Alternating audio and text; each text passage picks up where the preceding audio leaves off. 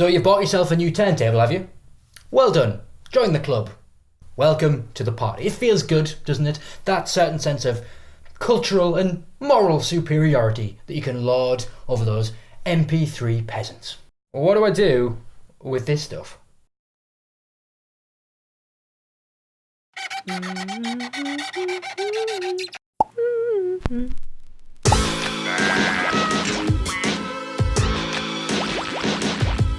To clarify, this guide is designed primarily for new turntables that have come to some degree already factory set up. So, for instance, turntables by Project, Rega, Tiak, who else? I don't know, Akai. They all come with the cartridge already installed on the tone arm, and the tone arm will already be installed properly and accurately on the plinth.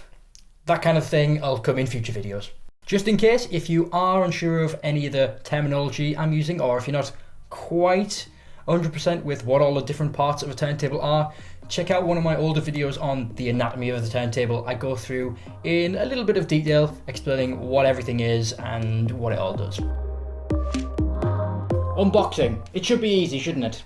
Well, it is, but having worked in a hi-fi shop for 4 or so years, people can do stupid things. For instance, throwing away random components from the box, or trying to take it out from the box via the tone arm and snapping it off. Be careful.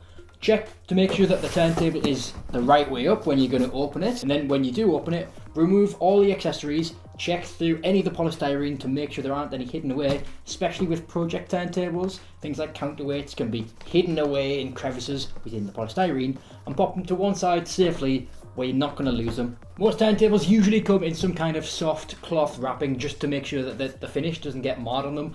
I'd recommend actually keeping this so that when you need to move your turntable, or if you need to move house or whatever, you've actually still got it.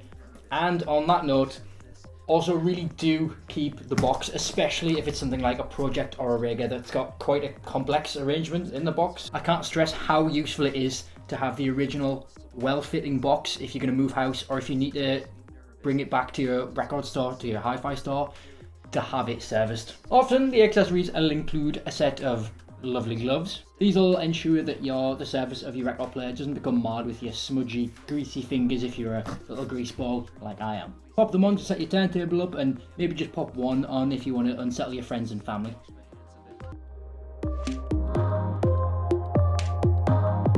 So for part 1, we're going to put all the separate components on the record player. Obviously, this will differ from turntable to turntable. If you're using a belt drive turntable, the first thing that you generally ought to do is pop the belt on the 2 cogs. If it's the kind of turntable with a sub platter so that the belt is hidden underneath the platter, then obviously do that first. If it's the kind of turntable where the belt goes around the outside of the platter, like on the Project Essential 2, then obviously you need to put the platter on first. In this case, I don't have to do that because this is a dual MTR40 and it's a direct drive turntable. So, first job, easy anything, pop the platter. If you get your counterweight, don't worry about configuring it accurately, just pop it on for now. It should turn clockwise. Next up, you need to take, in this case, your head shell. A lot of turntables, like I said earlier, won't come with external head shells. So if it's a Project turntable or a Rega turntable, you want it to do this particular job. In this case, I screw the head shell on, like so. Voila. And lastly, for this turntable, I need to get the mat and pop it on there. So those are the basics with this turntable. But all turntables are different and might have some extra components. If you have a Project turntable, you'll also have to install the anti-skate by slipping the hoop over the rungs. More on that in the next video. And some record players, like my own to experience, will require the feet to be installed. If you're left with any components you're unsure of, just make sure to double check the manual.